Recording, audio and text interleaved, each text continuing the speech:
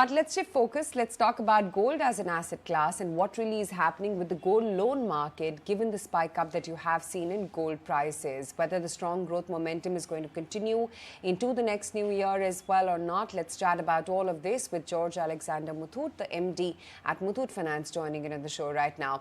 George, great to have you on the show. Thank you so much for taking the time out.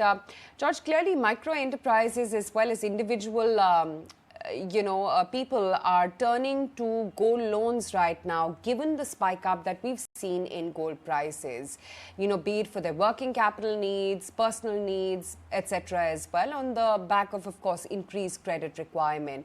Wanted to understand what's been your reading on ground on whether or not the gold demand is going to continue as strong or not. Thank you. A good day. Gold loan is not a gold demand. It is a demand for credit.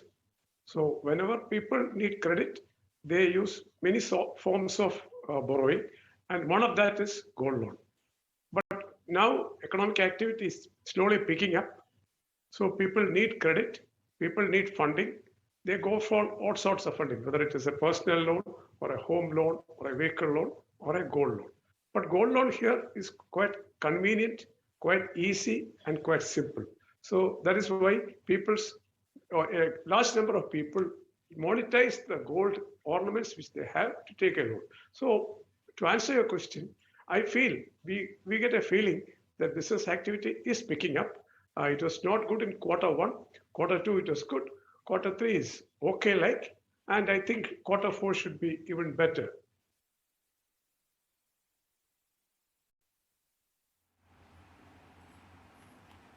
Good, great to understand that.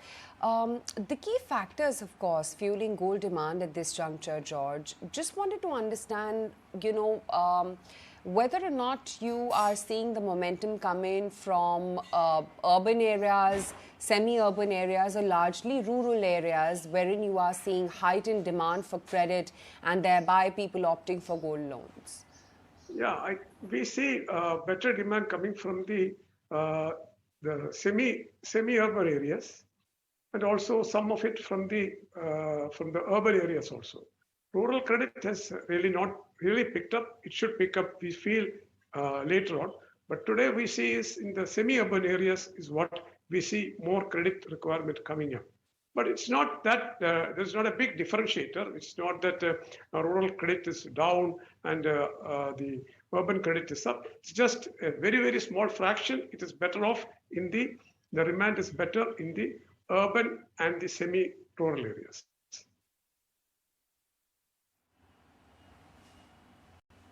Okay, so in light of the heightened gold demand, I know you've already had an excellent growth in the second quarter of FY22, but in the calendar year 2022 as well, do you see the demand for gold loans being intact, or for that matter, seeing an uptick going forward? Yeah, there is definitely good uptick, but probably Q3, the present quarter may not be as good as the quarter 2. But quarter 4, we should see much better. So we had given a guidance of 15% growth for the full year, which I think we will be able to achieve by the end of the year.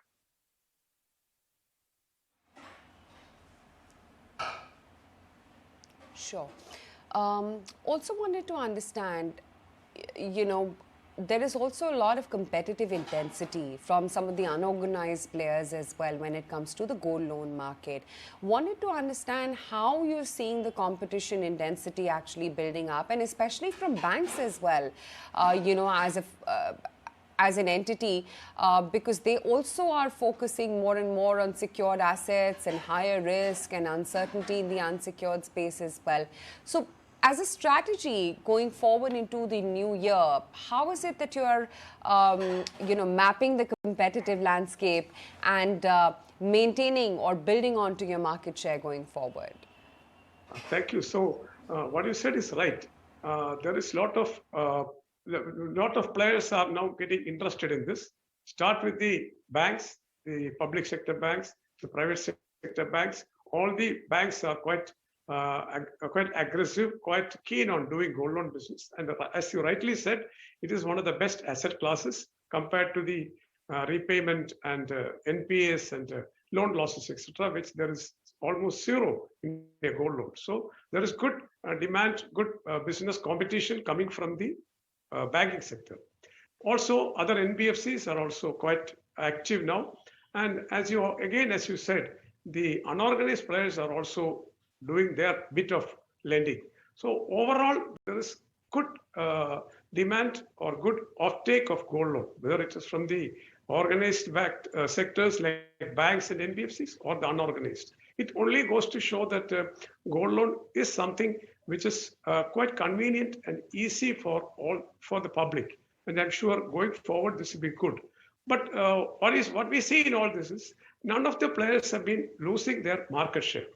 We and the NBFCs have been increasing their market share business.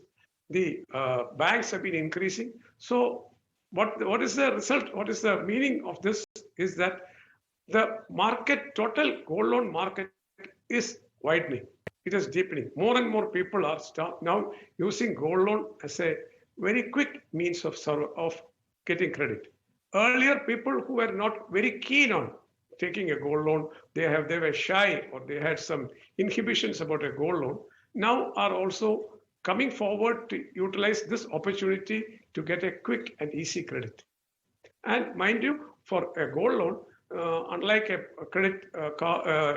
personal loan or any other loan, we don't look at the credit rating or the CIBIL score of the customer. So people with a lower credit score, people who do not have a credit score, etc., the easiest and best option is gold loan. That is why we see more and more people coming into this. And once you take a gold loan and once you get into the credit history, then your credit scores also start improving. There are some people who are using this to build up a credit score also. Overall, what I want to convey is that there is good demand for gold loan, and everybody, not only competition, everybody is able to increase their business size.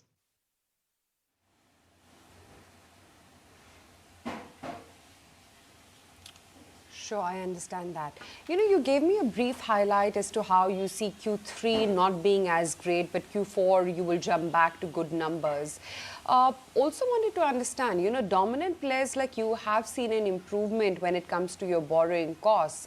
Does this also imply then improved margins in the coming quarters? What's your outlook for the same?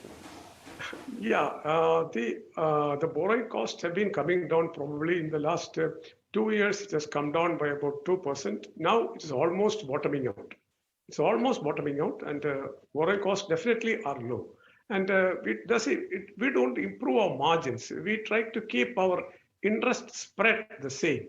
So our interest spread in the range of 9%, 10% is what we would like to keep. So when our borrowing cost comes down, we pass it on to the customers. So we usually give lower interest rates to some customers so that more and more demand is there. So today we have interest rates as low as 6.9% also, and as high as 19, 20 also. So we give a mix of these things so that we are able to pass on the lower borrowing cost to our customers.